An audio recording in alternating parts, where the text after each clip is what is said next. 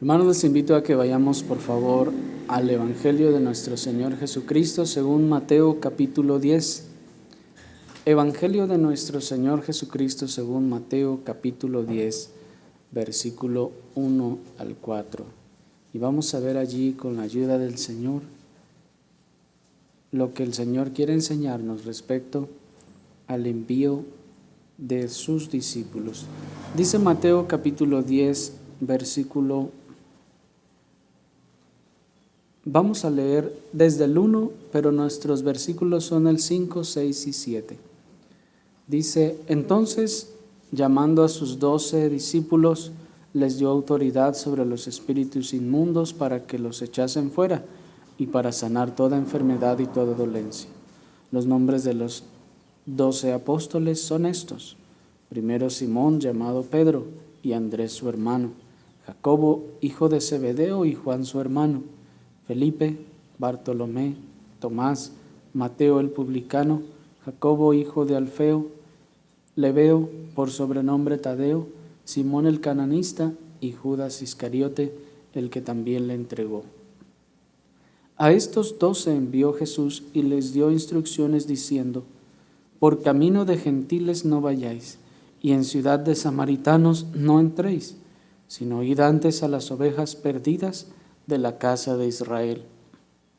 Y yendo, predicad, diciendo: el reino de los cielos se ha acercado. Hasta ahí.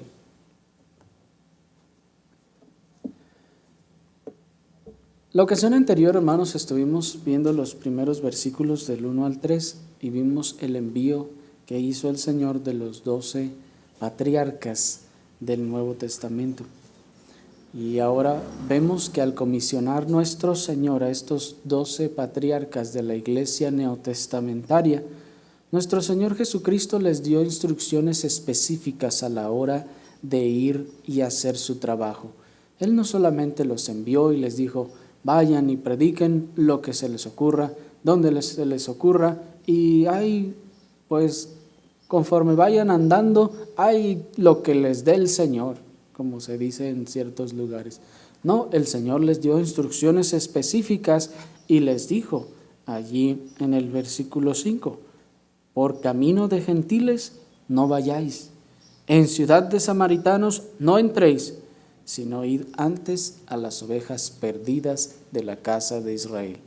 Si ustedes se dan cuenta, hermanos, en este primer envío que hace el Señor acaba de enviar por primera vez, digamos en estos términos, a evangelizar a los 12 discípulos.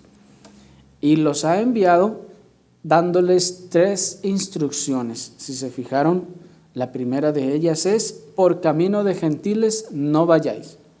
Segunda, en ciudades samaritanos no entréis. Y la tercera, id antes a las ovejas perdidas de la casa de Israel. Vamos a ver, hermanos, estas instrucciones que el Señor ha dado, y vamos a ver con la ayuda del Señor quiénes son estas ovejas perdidas de la casa de Israel y por qué el Señor dice que primero vayan a ellas y que, al menos por ahora, vamos a ver después, ignoren el camino de los gentiles y las ciudades de los samaritanos. La primera instrucción, el primer mandato es: por camino de gentiles no vayáis.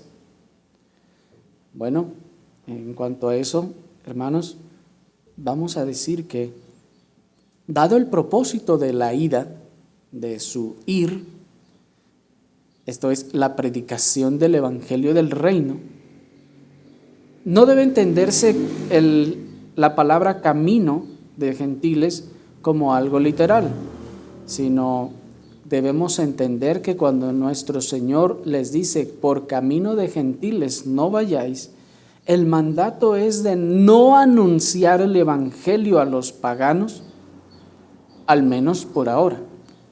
Pues el Señor no les está diciendo: bueno, acá ya está aquella ciudad judía o israelita, pero váyanse por otro camino, no vayan a agarrar el camino de los gentiles, el que prepararon ellos o el que fabricaron ellos. No.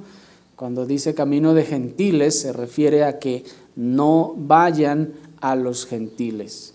El Señor les está diciendo, ahorita que los estoy enviando a llevar la palabra por primera vez, no vayan a predicarla a los gentiles, porque saben ustedes que el propósito de ser enviados era ir a predicar el evangelio del reino, ya nos dijo Lucas. Ellos iban a predicar la palabra del Señor y el Señor les da la instrucción y dicen, no anuncien el evangelio a los gentiles, al menos por ahora. ¿Quiénes son los gentiles? Bueno, los gentiles por denominación son todas las naciones de la tierra que no fueran israelitas. Dentro de la denominación como gentil estamos todas las naciones de la tierra que no sean israelitas. Así que en ese sentido el mundo se dividía en dos, los israelitas y todos los gentiles. Así que el Señor está diciéndoles, no le prediquen a nadie que no sea israelita. La siguiente instrucción es, en ciudad de samaritanos no entréis. Pero ¿quiénes eran los samaritanos? Los samaritanos eran un grupo étnico apóstata en todos los sentidos. Eran apóstatas en un sentido espiritual y en un sentido étnico también. Pues luego de la cautividad de las 10 tribus del norte, ustedes recordarán, hermanos, que el rey de Asiria envió gente de otras naciones de su imperio para que habitaran en Samaria. Esto lo podemos encontrar en segundo libro de los Reyes, capítulo 17, versículo 24, y en Esdras, capítulo 4, versículo 2 al 11. El rey envía gente para poblar esas ciudades y para que vivan allí. Y estas personas que fueron trasladadas de otras regiones del imperio a Samaria, eventualmente terminaron mezclándose con los que quedaron de la cautividad. Porque ciertamente cuando los de las 10 tribus del norte fueron llevados cautivos a Siria, no se los llevaron hasta el último. Evidentemente dejaron a los que no les servían para nada. Dejaron a los ancianos, dejaron a los inválidos, dejaron a la gente que ellos veían que no les servía. Se llevaron a la gente sabia, se llevaron a la gente que podía trabajar, se llevaron a los que les podían ser útiles. Lo mismo que hicieron los que estaban en Babilonia o los que llevaron cautivos a Babilonia a los judíos.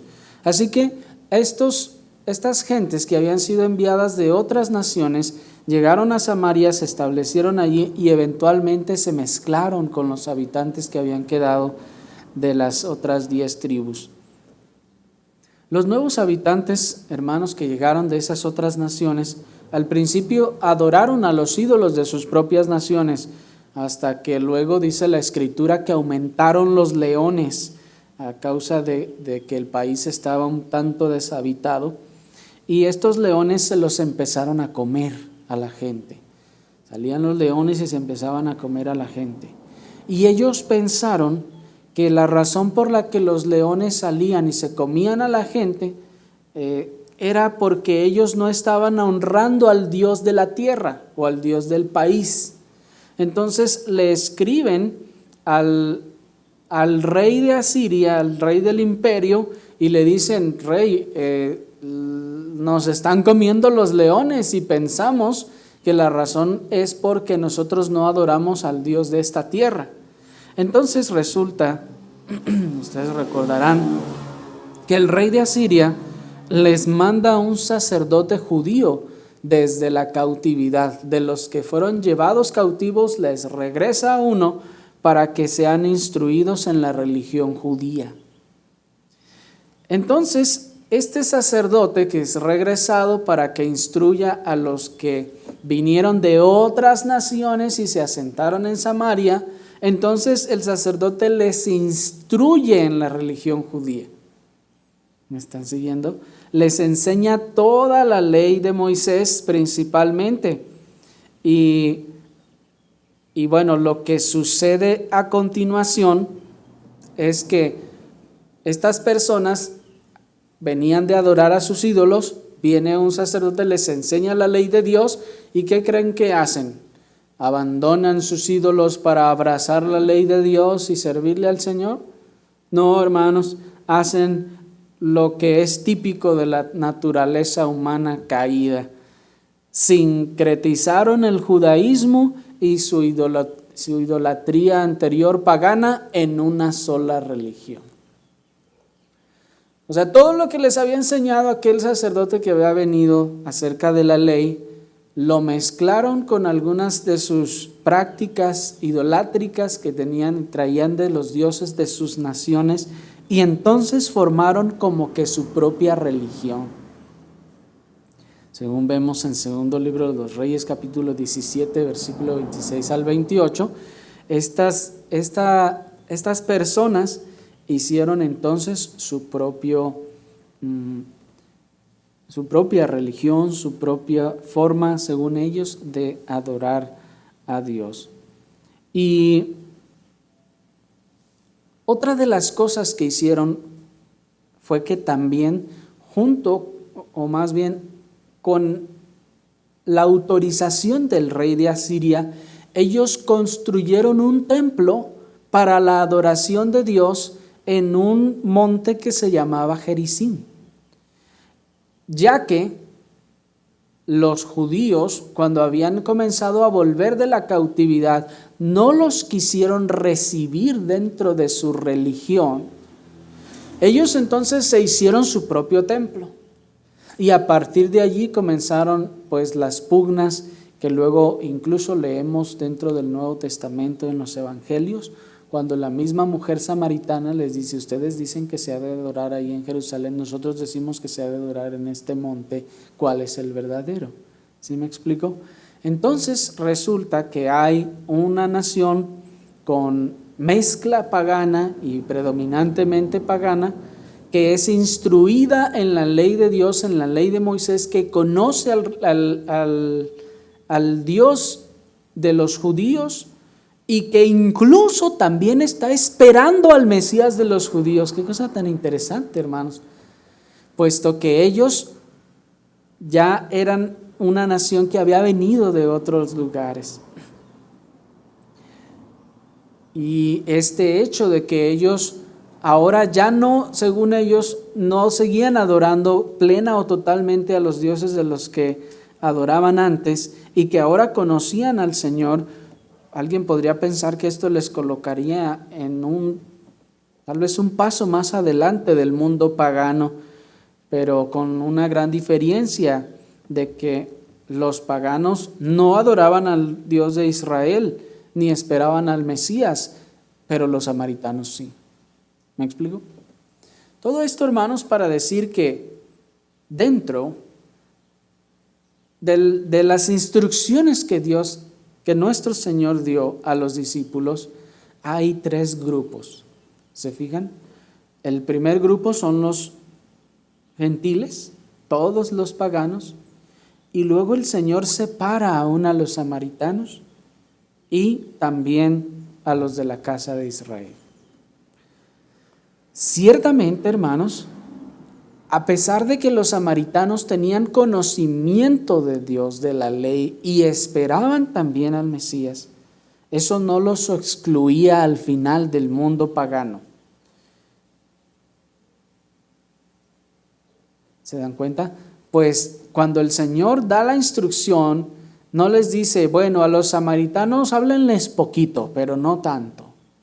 ¿Se fijan? No, les dice: a los gentiles no les hablen del evangelio por ahora, y a los samaritanos tampoco.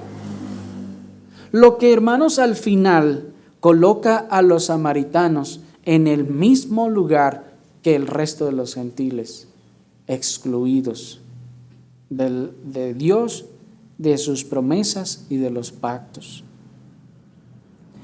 Y, hermanos, esto es importante entenderlo porque es una figura que aún podemos ver hoy en día. Los samaritanos conocían la ley de Dios. Tal vez se sabían de memoria los libros de la Biblia, recitaban los libros del Pentateuco. conocían y esperaban a Dios, ejercían entre ellos el culto a Dios mezclado con sus tradiciones paganas y todo el paganismo que habían traído de las otras naciones. Y aún así, seguían siendo gentiles excluidos de la presencia de Dios. ¿Por qué? A causa de su sincretismo, a causa, hermanos, de que no eran el pueblo de Dios, no habían entrado en el pacto de Dios. Y esto es una cosa que se repite, hermanos, aún hoy en día.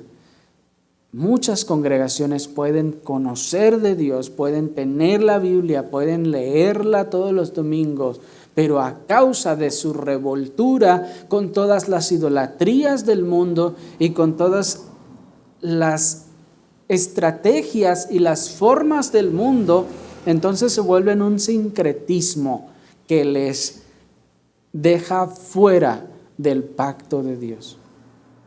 En otras palabras, creer en el Dios de la Biblia no hace a una iglesia sana o verdadera. Que tengan una Biblia y que la lean no les hace sanos o verdaderos. Allí están los samaritanos como una prueba de eso. Conocían al Dios de Israel y esperaban al mismo Mesías. Y aún así, no estaban dentro del pacto. Así hoy en día, hermanos, aunque el evangelicalismo de nuestro tiempo se esfuerce y pretenda decir que el Señor está con ellos y que el Señor ellos predican al Señor y el Evangelio, hermanos, la realidad es que a causa del sincretismo y de la revoltura con todas las tradiciones y mandamientos de los hombres, ellos mismos se han apartado de Dios. Y a pesar de que todavía claman y dicen, es que todos adoramos al mismo Dios. Los samaritanos también podían decir, nosotros adoramos al mismo Dios que ustedes. Y entonces ya por eso entraban dentro del pacto. No, hermanos. Así muchas congregaciones pueden decir a todo mundo, nosotros también adoramos al mismo Dios, adoramos al mismo Dios. Sí, pero eso no significa que todos estemos dentro del mismo pacto. Bien, la tercera instrucción que dio el Señor es que fueran entonces, dice, sin oír antes a las ovejas perdidas de la casa de Israel. La orden, hermanos, de nuestro Señor era enfática y deliberada. No le prediquen a nadie, no hablen del evangelio del reino ni a gentiles ni a samaritanos. No le prediquen el evangelio a nadie que no sea de la nación de Israel. Eso puede sonar así como un poco elitista, ¿no? Eso puede sonar como que, ¿pero por qué? ¿Por qué nada más a ellos? No, el Señor vino a salvar a todos e incluso a los gentiles. ¿Por qué? ¿Sería que el Señor no quisiera que se salvaran los gentiles o los samaritanos? En ninguna manera, sino que, hermanos, nuestro Señor Jesucristo había venido a cumplir todas las promesas salvadoras de Dios. Nuestro Señor Jesucristo había venido a cumplir todas las promesas salvadoras de Dios. Es más, Él mismo era el cumplimiento de todas las promesas salvadoras de Dios. ¿Y eso qué tiene que ver con el hecho de que haya dicho, nada más predíquenle a los israelitas? Bueno, pregunta, ¿a quién se habían hecho todas esas promesas salvadoras? ¿A los gentiles? ¿Había Dios ido a todas las naciones paganas a hacer todas estas promesas de salvación? No, hermanos. Estas promesas habían sido dadas en el seno de la nación de Israel. Dice Romanos capítulo 9, versículo 4, que son israelitas, de los cuales son la adopción, la gloria, el pacto, la promulgación de la ley, el culto y las promesas. ¿Se dan cuenta? Hermanos, esto es muy significativo, pues el Señor está diciendo aquí que de los israelitas, de ellos, dice, es la adopción, la gloria, la promulgación de la ley, el culto y las promesas. Si recordamos, hermanos, la exclusividad del culto público y su lugar, nos será más fácil comprender la particularidad del pacto de Dios con un pueblo base y figura del pueblo del nuevo pacto. Y que sería, hermanos, todo esto con el propósito de traer la salvación. ¿Recuerdan ustedes, hermanos, que el culto público bajo la ley era algo exclusivo que Dios había mandado y determinado? Dios había dado órdenes específicas para el culto. No podían los levitas ni los sacerdotes implementar las nuevas cosas que se les ocurrieran o los nuevos ritmos que fueran llegando conforme fuera pasando el tiempo, sino que Dios había determinado que el culto público se hiciera exclusivamente de la manera que Él estableció. Y en el lugar que Él estableció, porque como ya habíamos visto, el hecho de que Dios hubiera escogido un solo lugar para el culto público y que todas las naciones, de todas las tribus vinieran de donde quiera que estuvieran y adoraran a Dios en ese lugar, y que no pudiera tener cada tribu su propio tabernáculo y su propio templo para no tener que ir hasta por allá a adorar, hermanos, estaba enseñando algo. Y como ya hemos visto, el templo y el tabernáculo eran figura de Cristo. Estaban representando a Cristo. Estaban con su particularidad, con su singularidad, diciendo, no importa dónde estés, tú no puedes adorar si no es a través de Cristo, que es representado en el templo. No importa cuánto te cueste venir, no importa todo lo que tengas que caminar y los sacrificios que tengas que hacer, pero únicamente puede recibirse tu ofrenda a través de Cristo. Únicamente podrás hallar al Dios Todopoderoso en el templo, figura de Cristo. Por eso Cristo mismo dijo, yo soy el camino, la verdad y la vida. Y así, hermanos, también el Señor formó otra figura en su pacto con el pueblo o la nación de Israel. Había una figura allí. Es decir, así como Dios escogió un lugar en donde debiera ser su adoración, Dios escogió una nación de todas las naciones de la tierra para manifestar su gloria entre ellos. Esta nación, o que Dios haya escogido una nación para manifestar su gloria entre ellos, también es una figura que nos estaba mostrando la exclusividad del pueblo de Dios, la exclusividad de aquellos que Dios escogió para sí y para salvación. ¿Me explico? Es decir, la nación de Israel como pueblo era también una figura, la figura de que Dios había escogido a algunos de entre todos para salvación. ¿Me están siguiendo? Así pues, hermanos,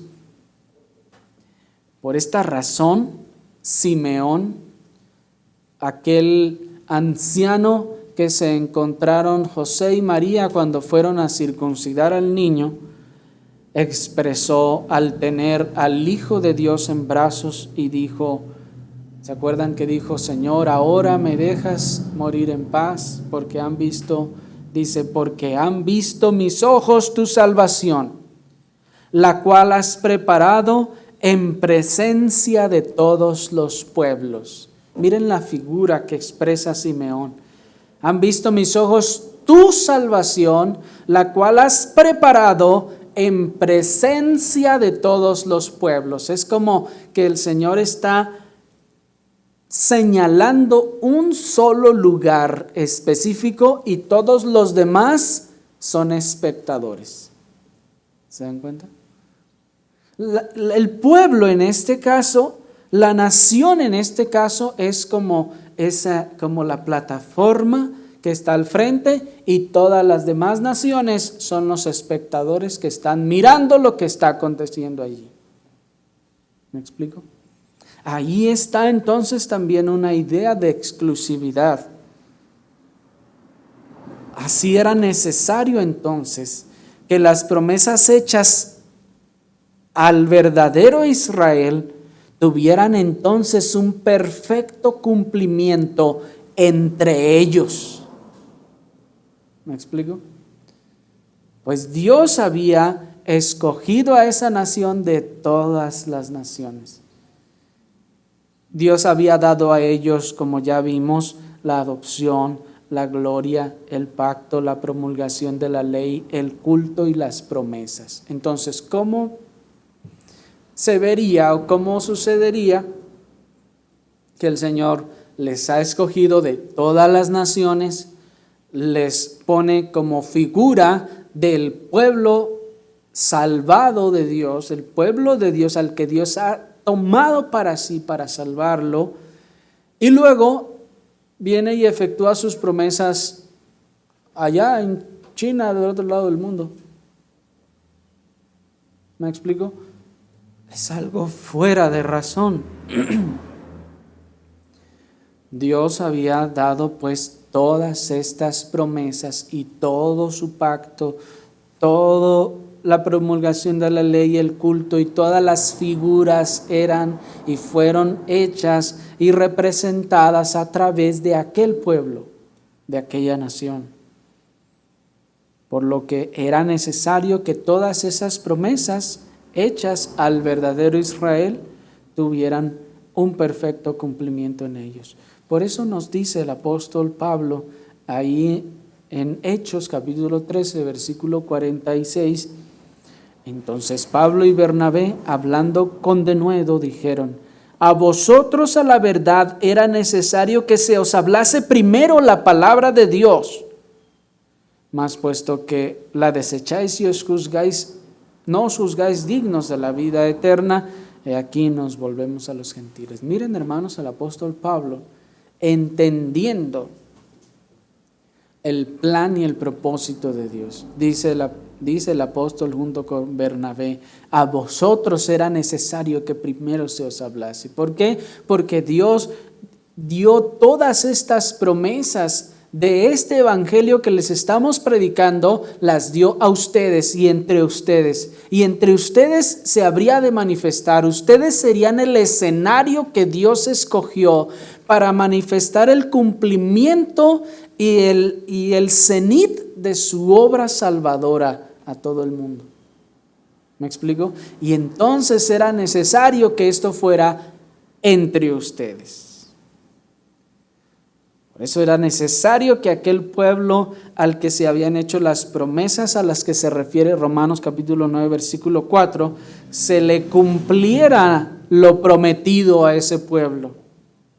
Se le anunciara el cumplimiento de todo aquello que les fue anunciado antes en la ley y en los profetas. Porque imaginen, Dios les promete a ellos que habría salvación y todo lo que les prometió, y luego no les cumple, y va y les cumple a los gentiles. ¿Sí me explico? Es algo fuera de razón. Ellos, en este caso la nación de Israel, habían recibido las promesas, nos dice el apóstol. ¿Qué promesas? Bueno, primero, promesas del advenimiento del reino que no tendría fin. ¿Se acuerdan que desde los profetas, aún Daniel, por ejemplo, y otros profetas habían anunciado de un reino que vendría, el reino de los santos del Altísimo? ¿Se acuerdan? Por esa razón, muchos, incluso de los discípulos del Señor, andaban alborotados pensando que, malinterpretando el reino, pensando que ya ese reino entonces se estaba estableciendo y entonces ya ellos iban a ser la nación dominante. ¿Se acuerdan? Pero no, esto era otra forma en la que el Señor había determinado manifestar su reino. Pero, ¿a quién se les prometió que vendría el reino? A ellos. A ellos también, ellos recibieron la promesa del advenimiento del rey de ese reino, esto es, del Mesías. ¿A quién le prometió el Señor que vendría el rey? A los moabitas, a los jebuseos, jerjeseos y a todas las otras naciones. No, a la nación de Israel. Porque incluso les prometió que este rey vendría de su linaje. ¿Se acuerdan? Del linaje de David vendría este rey. Y entonces, era entonces necesario, porque una de las promesas en Isaías 9:6 fue que a ellos se les prometió que nacería, porque hijo nos es nacido, o niño nos es nacido, hijo nos es dado. ¿A quién se le prometió eso? A la nación. ¿Hijo de quién sería? De la nación. ¿Niño de quién? De esa nación. Por eso nuestro Señor Jesucristo, según la carne, vino a nacer en esa nación. ¿Me explico? Esas promesas estaban hechas a ese pueblo. Se había prometido respecto al Mesías que su linaje sería de ese pueblo. Se había prometido también a ese pueblo el sacrificio sustitutorio de Cristo. Se había prometido su resurrección, como nos dijo el apóstol Pablo, y también se había prometido la salvación al pueblo de Israel, como nos dijo también Simeón cuando dijo: porque han visto mis ojos tu salvación, la cual has preparado en presencia de todos los pueblos. Y luego dice: luz de revelación a los gentiles y gloria de tu pueblo Israel. El Señor vino a salvar también al pueblo de Israel.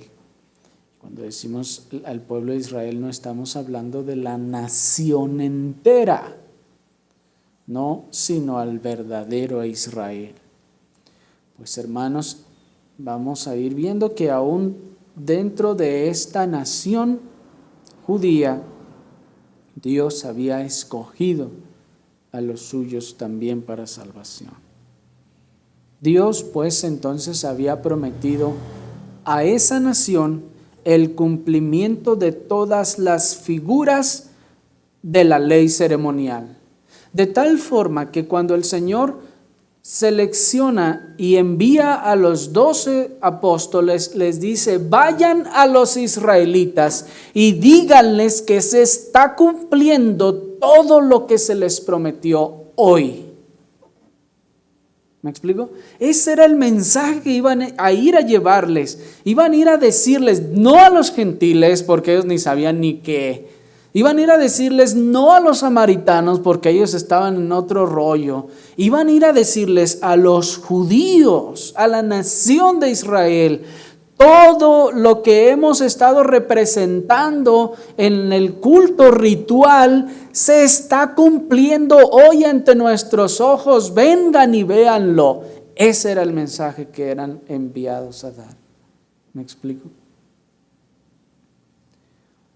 Todas estas cosas que les habían sido anunciadas pues a este pueblo estaban teniendo cumplimiento en medio de ellos, como lo expresa el apóstol Pablo en Hechos 13:32. Dice el apóstol, y nosotros también os anunciamos el evangelio de aquella promesa hecha a nuestros padres, la cual Dios ha cumplido a los hijos de ellos, a nosotros, resucitando a Jesús, como está escrito también en el Salmo. El apóstol, recuerden ustedes, está hablando en la sinagoga de Antioquía de Pisidia, y allí está hablándoles primero a los judíos y les está diciendo ahí en esa sinagoga les está diciendo que a ellos Dios había hecho las promesas. Dice, de hecho, desde el verso 17, el Dios de este pueblo Israel escogió a nuestros padres y enalteció al pueblo, siendo ellos extranjeros en tierra de Egipto, con brazo fuerte, con brazo levantado los sacó de ella. Y les empieza a explicar todo lo que el Señor ha venido haciendo por ellos a través del tiempo. Y luego les dice en el 26, varones hermanos, hijos del linaje de Abraham y los que entre vosotros teméis a Dios, a vosotros es enviada la palabra de esta salvación. ¿Se fijan? Nuestro Señor Jesucristo está enviando a los discípulos a que prediquen el cumplimiento de todas esas promesas.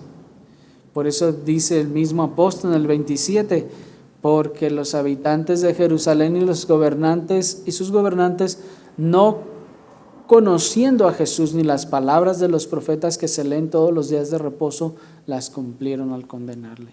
Ahí está el Señor también diciendo, el apóstol diciendo, en Jerusalén fue donde se cumplieron todas estas promesas que habían sido hechas. Cristo nuestro Salvador, pues, había sido prometido entre ellos y para beneficio del mundo entero. Así que era absolutamente necesario, hermanos, que se anunciara primero el evangelio del reino a ellos.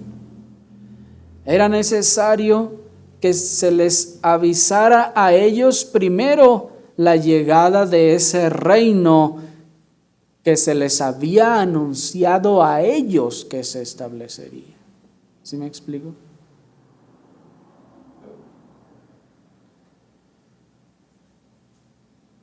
Pero el verdadero evangelio, como sabemos, tiene dos efectos. El verdadero evangelio tiene dos efectos. Primero, arrepentimiento o endurecimiento, o salvación o condenación.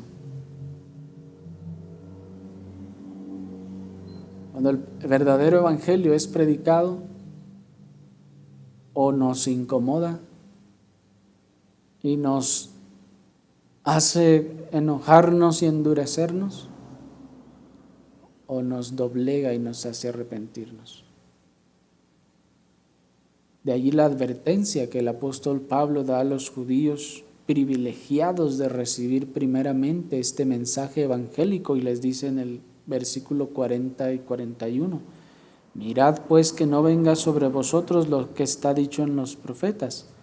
Mirad, oh menospreciadores, y asombraos y desapareced, porque yo hago una obra en vuestros días, obra que no creeréis si alguno os la contare.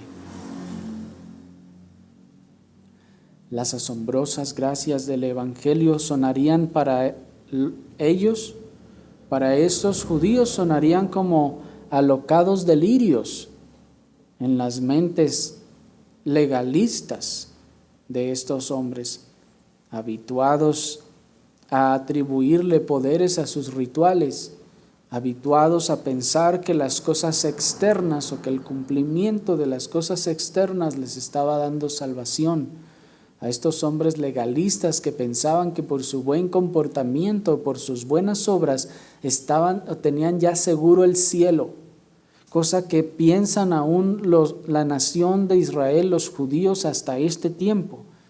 Hasta el día de hoy ellos piensan, y si ustedes le preguntan, ¿cómo puedo yo ser salvo? Y ellos dicen, obedece los mandamientos. Ese es su mensaje.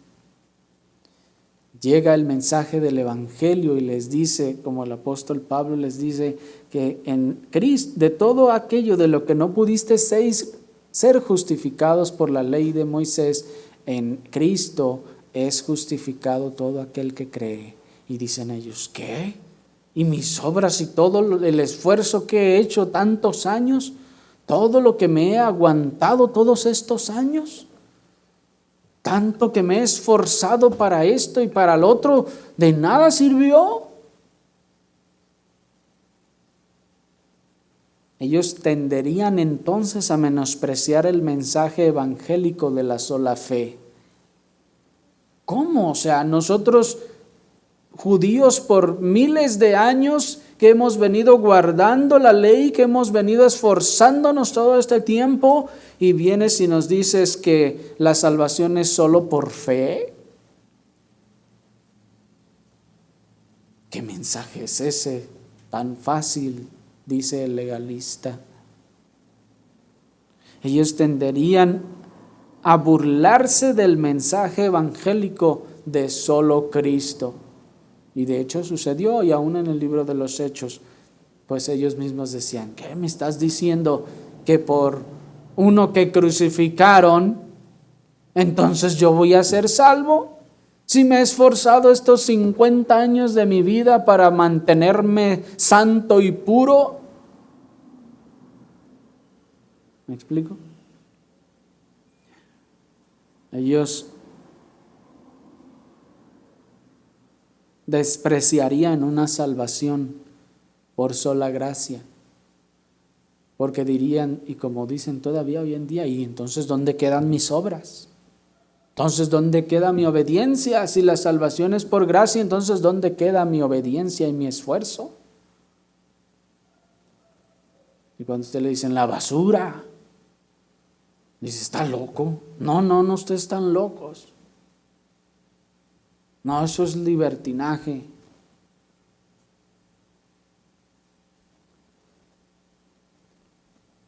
Ahí están los menospreciadores.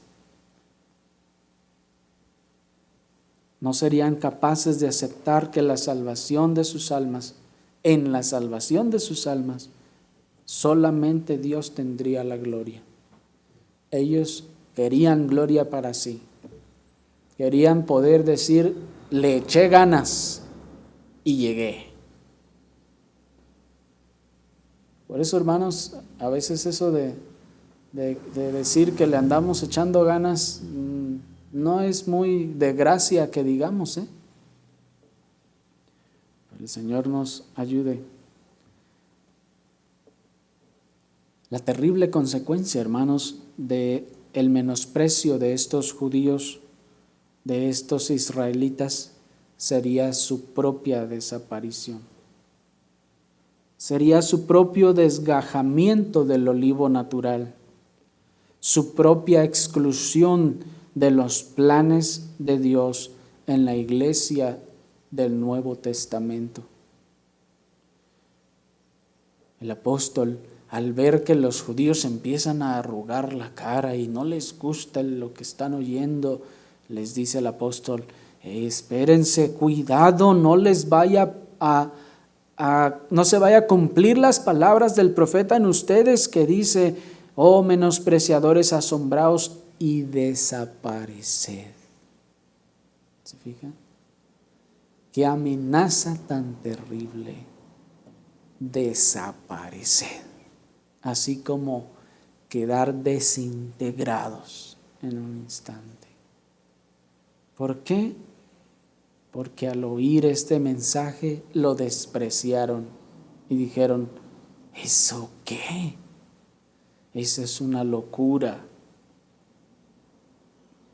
Y esa, hermanos, sería la consecuencia de su menosprecio, la desaparición, su propio desgajamiento del olivo natural, la exclusión de ellos en los planes de Dios en la iglesia neotestamentaria. de ellos como nación en general, como pueblo. Por esa razón, hermanos, el mandamiento a los apóstoles fue ir a las ovejas perdidas de la casa de Israel, a esa nación a quien Dios había hecho las promesas. Esa nación, pues, llamada aquí las ovejas perdidas de la casa de Israel, no es lo que algunos han pensado, que según esto las ovejas perdidas, algunos dicen de la casa de Israel, dicen ellos que son las 10 tribus perdidas. Y ustedes buscan por ahí, ¿y qué son las ovejas perdidas de la casa de Israel? Y casi todo el mundo se pierde diciendo, han de ser las 10 tribus perdidas de la casa de Israel, que van a volver, dicen. No, hermanos, las ovejas perdidas de la casa de Israel son aquellos que aún en el territorio de Judea, de la casa de Israel, esperaban el reino anunciado de Dios. Porque Dios tenía un pueblo y sigue teniendo un pueblo. Un verdadero Israel, que aún de entre la nación de Israel, Dios había escogido para salvar. Y el Señor, ¿por qué no dice ir antes a las ovejas perdidas de la casa de Judá? No, dice de Israel, de toda la nación, de todas las tribus. Pero alguien dirá, no, pero pues ahí ya las otras 10 tribus habían sido llevadas cautivas. Sí, los impíos, los malvados. Pero los creyentes, hermanos, habían permanecido. Pues desde la división del reino de Israel, las familias piadosas, esto es, el verdadero Israel de todas las tribus del norte, se trasladaron al reino de Judá en obediencia piadosa a las ordenanzas de Dios y en fiel esperanza a las promesas de Dios. Esto lo podemos encontrar en el segundo libro de las Crónicas, en el capítulo 11, versículo 13 al 16. Eso sí, apúntenlo y léanlo en su casa. Segundo libro de las Crónicas, capítulo 11, versículo 13 al 16, dice: y los sacerdotes y levitas que estaban en todo Israel se juntaron a él desde todos los lugares donde vivían. Aquí está hablando de Roboam cuando el reino se dividió. Dice, porque los levitas dejaban sus ejidos y sus posesiones y venían a Judá y a Jerusalén, pues Jeroboam y sus hijos los excluyeron del ministerio del Señor. Dice el 15, y él designó sus propios sacerdotes para los lugares altos y para los demonios y para los becerros que él había hecho. Dice el 16, tras aquellos, o sea, tras los sacerdotes, acudieron también de todas las tribus de Israel, los que habían puesto su corazón para buscar al Dios de Israel, y vinieron a Jerusalén para ofrecer sacrificios al Señor, el Dios de sus padres. Y aquí, hermanos, encontramos el testimonio de cómo cuando ese reino se dividió, no es que quedaron todos los de las tribus absolutamente íntegros, los de las 10 tribus allá en el norte, y cuando vino la cautividad, pues se los llevó a todos y todos desaparecieron. No, hermanos, muchas, o más bien las familias piadosas de todas las 10 tribus del norte se trasladaron a Jerusalén. Dice que dejaron sus ejidos, dejaron todas las cosas para irse a Jerusalén. Porque sabían, ¿cómo vamos a adorar a Dios ahora?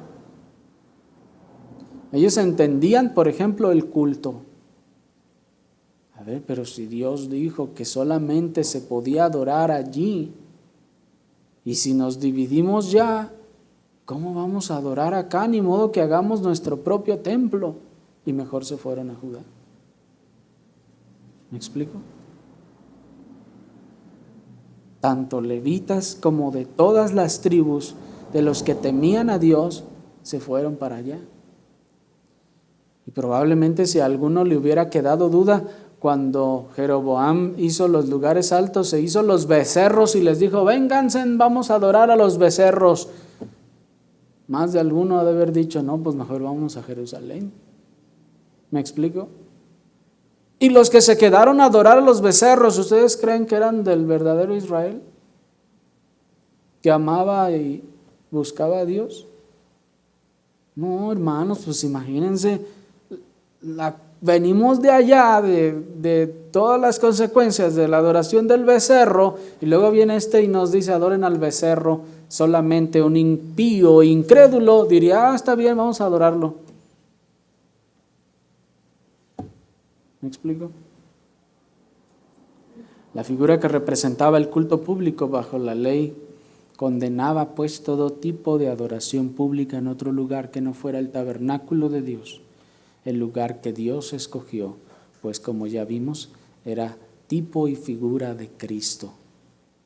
Y establecer otro era, hermanos, negar, era, válgame la expresión, era darle en la torre a la figura de que Cristo sería el único mediador entre Dios y los hombres.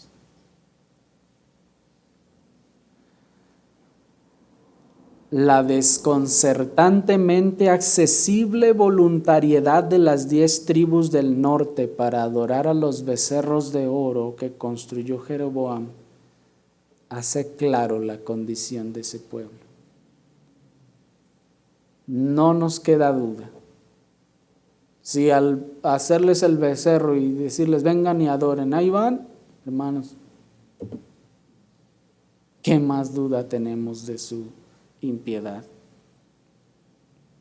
Mientras que de ellos, como vimos, salió el verdadero Israel, aquellos que habían sido elegidos de entre la nación apóstata y cuyos descendientes de estos que mejor se vinieron al sur a Jerusalén a adorar el templo, los descendientes de esos fueron los que pudieron presenciar el cumplimiento de todas las promesas de Dios hechas a la nación israelita. ¿Se dan cuenta? Qué bendición fue esa, hermanos, la acción que los padres de ellos hicieron en algún momento. Su descendencia, siglos después, lo gozó y lo disfrutó. Amigo, ¿te has apartado tú de Dios como lo hicieron las 10 tribus? ¿Te ha importado más la comodidad terrenal que la adoración y la obediencia a Dios? ¿Por qué se dividió el reino? ¿Sino por asuntos económicos? Pues dijeron a Roboam, disminúyenos los impuestos. ¿Y qué dijo Roboam? Pues no se los disminuyo, se los aumento. ¿Y qué dijeron? No, hombre, yo no te voy a pagar, mejor me voy. Prefiero deshacerme de Dios, prefiero deshacerme del culto perfecto de Dios, prefiero olvidarme de ese Dios con tal de no pagar más impuestos. ¿Se fijan, hermanos? Porque eso hicieron en realidad al final. Dijeron, preferimos apartarnos de Dios y vivir más cómodamente sin tener que pagar tantos impuestos, pero lo que nos importa es nuestra estabilidad económica. Eso era lo que les importaba y prefirieron irse. ¿Sí me explico? ¿Hasta dónde, hasta qué grado, hermanos, llegaba su impiedad? De no importarles Dios, que eran el pueblo de Dios, el culto público.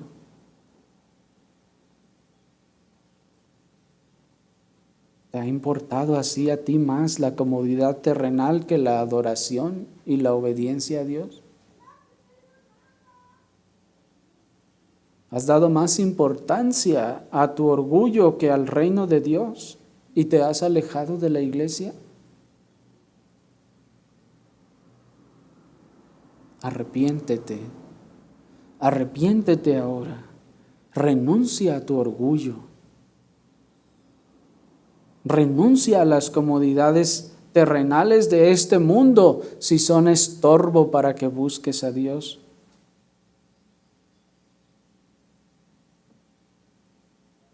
Busca a Dios, pues mira cómo aquel verdadero Israel, a riesgo de perder todo lo que tenían, prefirieron eso que ser apartados de Dios y de su adoración y de la adoración de su iglesia. Ellos perdieron allá y allá dejaron sus casas, dejaron todos sus ejidos y dejaron todo para venir a adorar a Dios.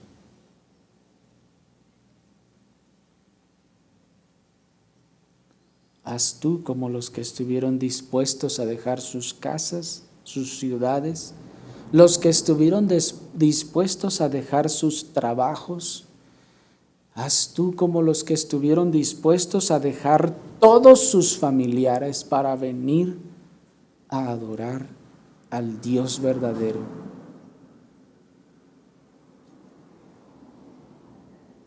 Es tiempo de que dejes todo y vengas a Cristo en arrepentimiento y fe. Oremos, hermanos, al Señor.